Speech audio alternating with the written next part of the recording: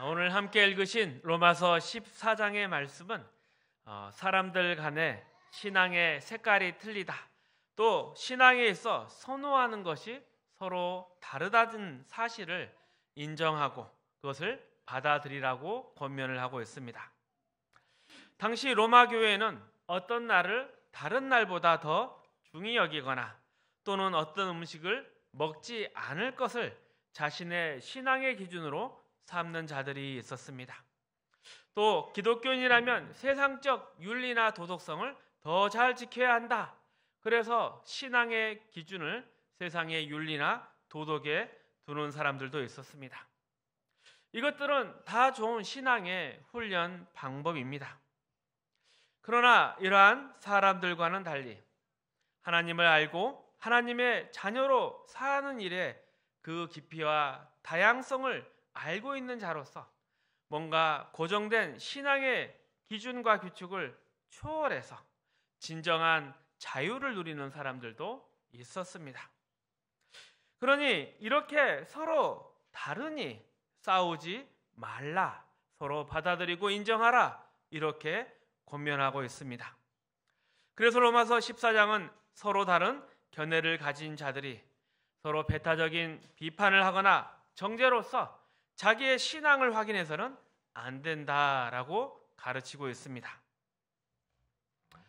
이렇게 로마서 14장에 나온 문제, 배타적인 비판과 정죄로서 신앙을 확인하는 일, 이것은 우리 예전에 한국교회에서도 있었습니다. 특별히 주일 성수에 대한 관점의 차이로 드러났었습니다. 유대인들이 안식일을 지키듯이 엄격하게 주일을 지키는 자들도 있었습니다. 주일날 심지어 차를 타지도 않았습니다. 그런데 오늘날에 와서는 그렇게 지키지 않습니다. 아마 신앙에 대한 이해가 더 깊어지고 넓어져서 그랬는지 몰라도 그런 경직된 기준이나 규칙을 우리도 모르는 사이에 뛰어넘게 된 것 같습니다. 물론 부작용도 함께 생겼습니다. 그나마 있던 몇 가지 기준이 사라지니까 이 주일 성수가 애매하게 되어버렸습니다. 주일날 교회를 나오지 않아도 더 이상 겁을 내지 않습니다. 그렇다고 주일날 교회에 나오지 못했다고 해서 겁먹고 지내라, 이런 뜻은 아닙니다.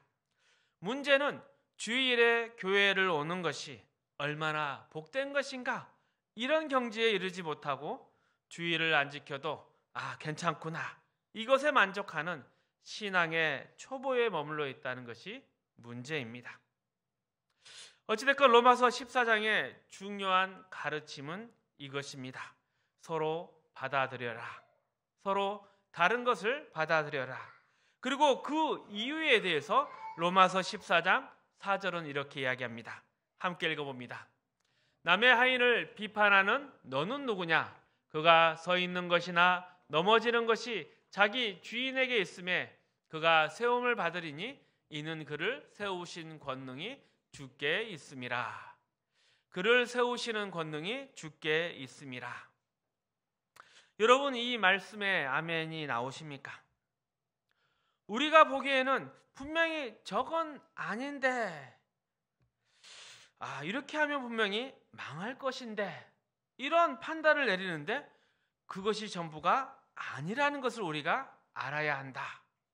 왜냐하면 주님께서는 우리가 할 수 있는 것보다 더 큰 능력을 가지고 계시기 때문입니다. 그를 세우시는 권능이 주께 있음이라.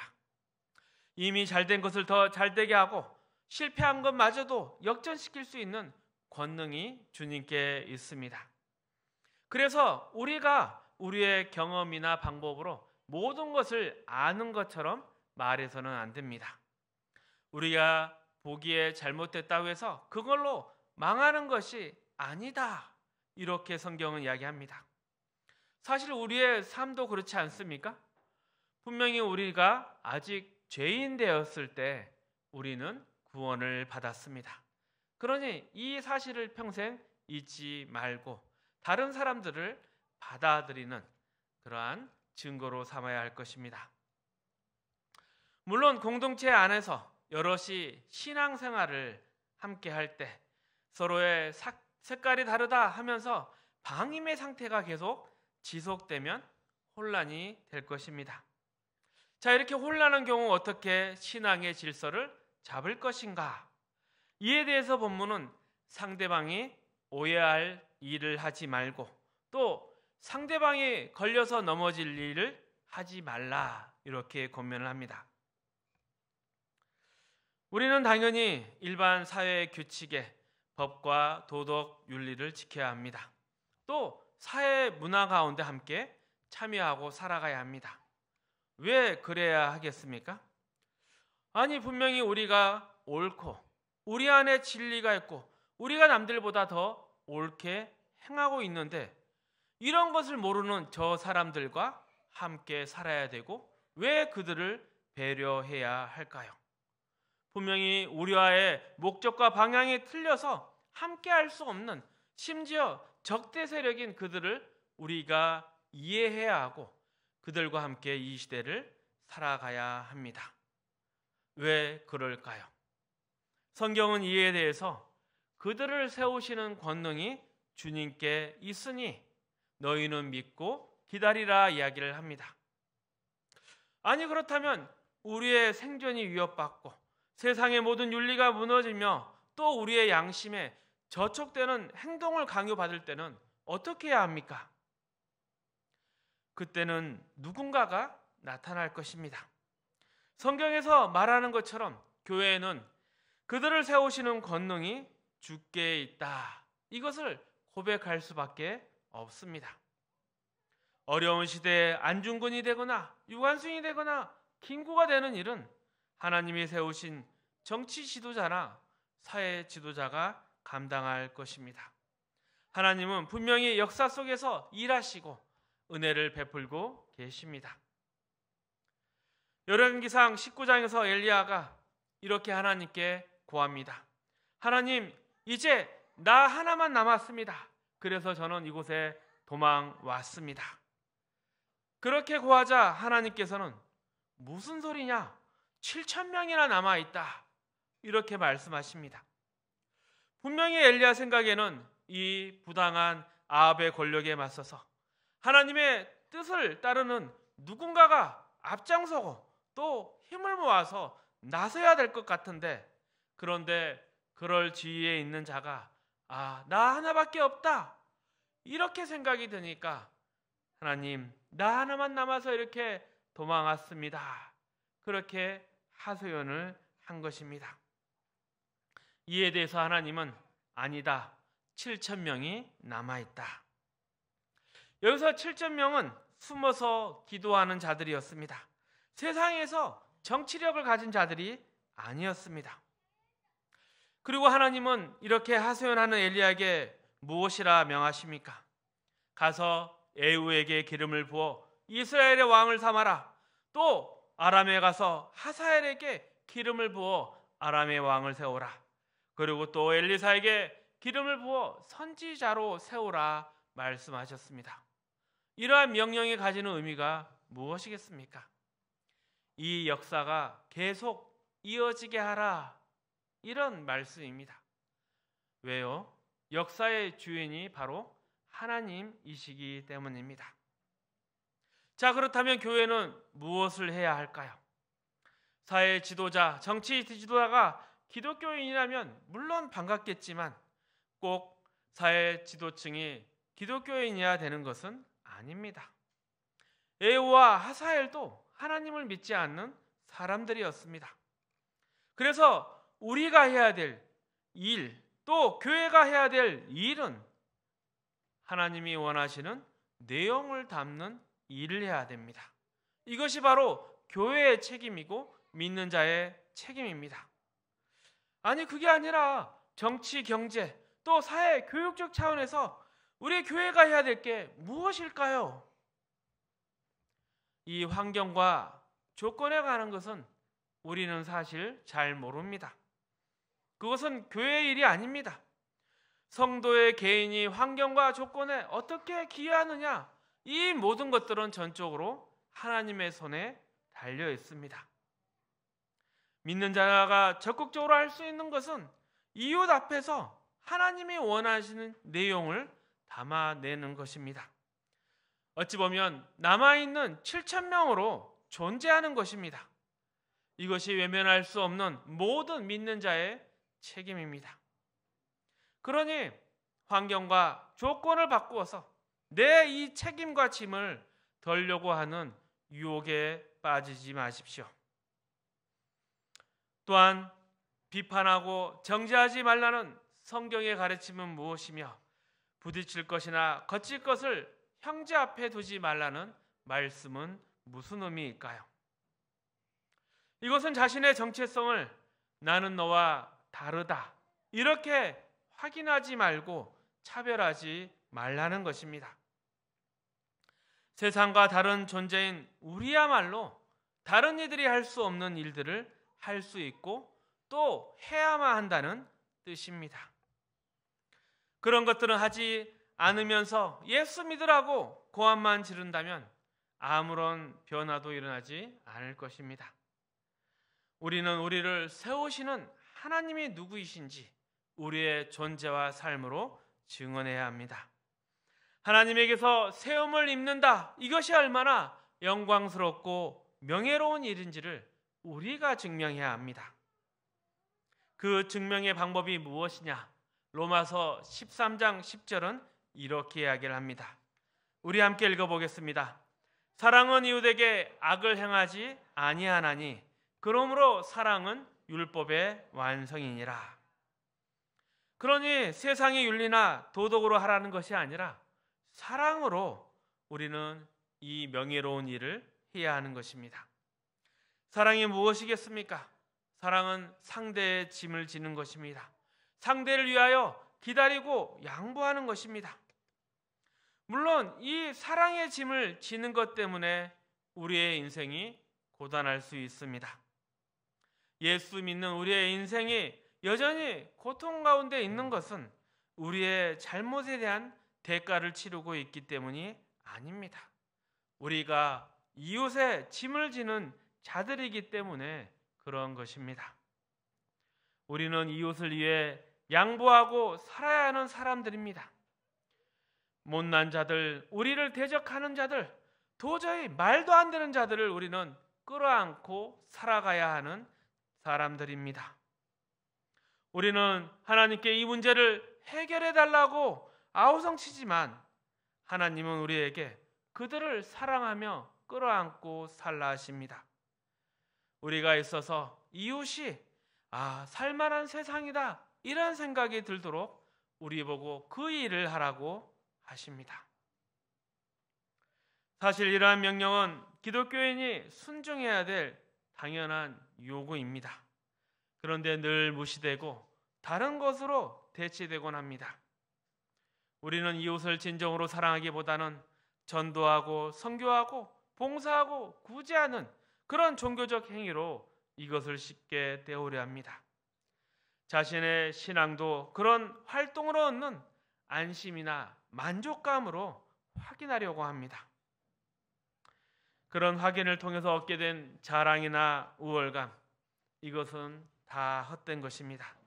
우리는 그래서는 안 되는 것입니다.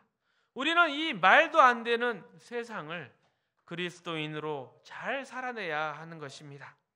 내가 있어서 누군가는 흙탕물을 밟지 않고 나를 딛고 건너갈 수 있도록 해줘야 하는 것입니다.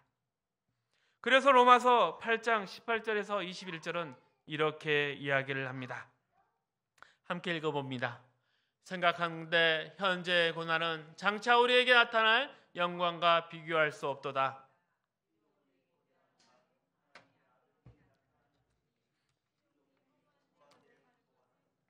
자기 뜻이 아니요 오직 굴복하게 하신 이로 말미암이라. 그 바라는 것은 피조물도 썩어짐의 종로로 탄 데서 해방되어 하나님의 자녀들의 영광의 자유에 이르는 것이니라. 지금 피조물들이 허무한데 굴복하고 썩어져 나갑니다. 홍수가 나고 가뭄이 나고 지진이 나고 폭풍이 불어옵니다. 이렇게 피조물들이 썩어져 가는데 굴복하는 것은 하나님의 자녀들의 영광의 자유를 기다리고 있기 때문입니다. 영광의 자유, 여기서 자유는 단순히 선택하는 것을 의미하지 않습니다. 그것을 넘어서서 정말 생명이 마음껏 크고 성장하고 아름다워지고 충만해지며 그 열매의 자랑이 가득하고 그것을 나누는 기쁨이 가득한 것, 바로 거기까지 가는 것을 의미합니다. 모든 피조물이 이것을 기다리고 있습니다. 우리가 예수를 믿고 나면 우리가 이런 일을 시작하게 됩니다. 하나님의 자녀들의 영광을 우리는 자유롭게 행할 수 있습니다. 예수를 믿는 믿음으로, 거기서 나오는 자유로 예수를 뒤쫓아서 예수님께서 기꺼이 세상 죄를 지고 가신 것처럼 내가 사는 이 시대, 이 지역의 현장과 이웃들을 예수의 이름으로 다 보듬어 안고 살 수 있게 되는 것입니다. 이것은 그저 가난을 도와주고 상대방이 요구하는 것을 들어줌으로써 끝나는 것이 아닙니다.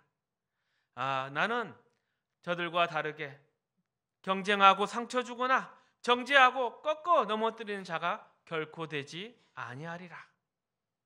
나는 말이 안 되는 저 상대방의 원망과 공격이라 할지라도 내가 하나님의 자녀라는 그 영광에서 나오는 그 여유로 다 쓸어 담으리라. 이런 각오로 사는 것입니다. 그리고 이 명예를 우리가 몰라서는 안 됩니다. 우리가 가진 자유가 무엇인지 안다면, 그리고 이 자유가 하나님의 자녀의 영광을 알기에 우리가 행할 수 있다는 것을 이해한다면 사랑은 결코 명분이 아니라 이제 사랑이 바로 나의 명예가 되는 것입니다. 사랑하고 사는 것이 하나님의 자녀의 명예입니다. 그리고 하나님도 이렇게 사랑으로서 자신의 영광을 우리에게 나타내셨습니다. 빌립보서 2장 5절에서 11절 말씀입니다. 함께 읽어봅니다. 너희 안에 이 마음을 품으라. 곧 그리스도 예수의 마음이니 그는 근본 하나님의 본체시나 하나님과 동등됨을 취할 것으로 여기지 아니하시고 오히려 자기를 비워 사람의 모양으로 나타나사 자기를 낮추시고 죽기까지 복종하셨으니 곧 십자가의 죽으심이라. 이러므로 하나님이 그를 지극히 높여 모든 이름 위에 뛰어난 이름을 주사 하늘에 있는 자들과 땅에 있는 자들과 땅 아래에 있는 자들로 모든 무릎을 예수의 이름에 꿇게 하시고 모든 입으로 예수 그리스도를 주라 시인하여 하나님 아버지께 영광을 돌리게 하셨느니라. 아멘. 하나님의 자랑이 보이십니까? 나는 바로 이런 하나님이다. 어떤 하나님이십니까? 기다리시는 하나님, 양보하시는 하나님, 우리를 위해서 손해보시는 하나님이십니다. 이런 하나님의 일하심에 자녀로서 우리가 동참하는 것입니다. 하나님 자녀들의 영광의 자유입니다. 이 일은 하나님이 누군가에게 떠밀려서 하시는 일이 아니지 않습니까? 하나님의 자랑은 하나님의 그 성품과 인격자라는 그곳에서부터 자연스럽게 흘러나오는 것입니다. 기다려 주실 수 있는 분, 용서해 주실 수 있는 분, 우리에게 충분한 시간과 과정을 주시는 분, 하나님은 그런 위대하신 영광스러운 하나님이십니다. 우리는 개혁주의 신앙이라 고백을 합니다. 이 개혁주의 신앙이라는 것은 어떤 환경이나 어떤 조건이라도 좋다, 이렇게 이야기할 수 있어야 합니다. 종교개혁을 일으키면서 이 개신교가 붙잡아야 될 신학적 중요성이 어디에 있는가? 바로 개혁에 있다. 어제 깨닫고 결심을 행한 것으로 끝나는 것이 아니라 매일매일 다른 하루 속에서 오늘의 신앙으로 늘 새롭게 살아가는 것이 바로 개혁주의입니다. 어제 깨달았습니까? 오늘이란 그릇에 담아내십시오. 오늘 담으셨습니까? 내일은 또 내일의 그릇에 담아야 할 것입니다. 이것이 바로 개혁주의입니다. 단번에 다 뜯어 고치자, 그런 세상을 뒤엎자는 구호가 아닙니다. 하나님이 우리를 더 하루를 살게 하셨다면 하루만큼 더 담아야 하는 것입니다. 나는 이것을 깨달았다, 나는 이런 훌륭한 일을 했다, 이것이 끝이 아닙니다. 오늘 깨달은 것을 오늘 담고 내일이라는 시간에 더 나아가선 우리의 인생과 세월 가운데 환경과 조건 속에 하나님의 내용을 담는 것입니다. 그러나 이게 결코 쉽지가 않습니다. 오늘 겪은 모욕과 실수를 감내하고 또 용서하고 내가 극복하리라 결심했어도 다음 날이 되면 어제와 똑같은 결심을 반복해야 합니다. 내가 용서하고 보복하지 않기로 했다고 해서 우리의 환경과 조건이 바뀌는 것이 아닙니다. 어제의 깨달음에도 불구하고 다음 날 저 철없는 것들, 그들의 모욕과 무시를 맞닥뜨려야 하는 것이지만 이것을 다시금 감내해야 하는 것입니다. 성경은 이 일을 우리에게 가르치고 있습니다.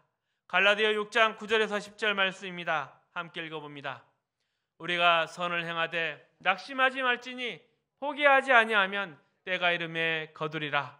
그러므로 우리는 기회에 있는 대로 모든 이에게 착한 일을 하되 더욱 믿음의 가정들에게 할지니라. 이 말씀은 선을 행할 때 낙심할 수 있다, 포기할 수 있다, 이런 상황이 벌어질 것이라 이야기합니다. 하지만 그런 상황이 있더라도 낙심하지 말고 너는 선을 행하라 말씀하십니다. 물론 원하는 보상도 받지 못할 것입니다. 하지만 이 선 자체를 행하는 게 그 자체가 위대한 일임을 알지를 못한다면 예수 믿는 자로 사는 것이 무엇인지 이해하지 못하는 것입니다. 이렇게 다만 참고 희생하는 것이 전부다, 억울한 생각이 드십니까? 그런데 그런 것이야말로 하나님의 자녀들의 영광의 자유입니다. 영광의 자유라 부르는 것은 자발적인 선택이기 때문에 그렇습니다. 그리고 인간에게 이보다 더 영광스러운 일은 없습니다. 상대방을 굴복시키고 꺾어버리는 것은 결코 명예가 되지 않습니다. 우리의 인생에서 이것을 얼마나 많이 경험했습니까? 힘으로 이기는 것이 우리의 영혼과 인격에 아무런 도움이 되지 않습니다. 나이 들면 더 확실해질 것입니다. 세상이 우리에게 약속하고 우리의 자랑이라 생각했던 것이 다 거짓이고 헛된 것이었다는 그 실상을 알게 됩니다. 하나님의 사람으로 사는 것이 얼마나 굉장한 것인가, 이것을 알게 되면 어떠한 상황이라도 조건이라도 나는 괜찮다, 아무로도 괜찮다, 이렇게 고백할 수 있는 것입니다. 그리고 이 가운데 우리는 진정한 이웃이 되어줄 수 있습니다. 이웃에게 가서 괜히 까다롭게 굴 필요가 없습니다. 무엇이 옳은가 잔소리할 필요도 없습니다. 가서 따뜻하게 이웃이 되어 주십시오. 그들의 고난에 함께 하시길 바랍니다. 그러면 말이 아닌 여러분의 존재와 삶으로서 고린도전서 15장의 말씀을 증언하게 될 것입니다. 고린도전서 15장 57절 58절입니다. 함께 읽어봅니다. 우리 주 예수 그리스도로 말미암아 우리에게 승리를 주시는 하나님께 감사하노니 그러므로 내 사랑하는 형제들아 견실하며 흔들리지 말고 항상 주의 일에 더욱 힘쓰는 자가 되라. 이는 너희의 수고가 주 안에서 헛되지 않는 줄을 알미라. 이것이 성경이 우리에게 주는 위로의 말씀입니다. 그리고 우리가 우리를 만난 이웃에게 행해야 될 것입니다. 예수님께서 당신의 인생을 역전시킬 수 있어, 이런 말을 입 밖으로 꺼내지 않아도 우리의 존재로서 전해질 것입니다. 야, 나를 봐, 나도 살고 있잖아, 이렇게 말로 하지 않아도 내 삶으로 증언할 수 있게 될 것입니다. 이것이 하나님의 자녀된 인생의 영광스러운 길인 것을 이해하지 못하면 우리는 늘 십자가 앞에서 밤낮 신세 타령을 할 수밖에 없을 것입니다. 그런 것이 아닙니다. 아무데라도 상관이 없어. 아무래도 나는 괜찮아. 이렇게 고백할 수 있는 하나님 자녀의 명예와 자랑이 여러분의 인생 가운데 가득하시기를 주님의 이름으로 축복합니다.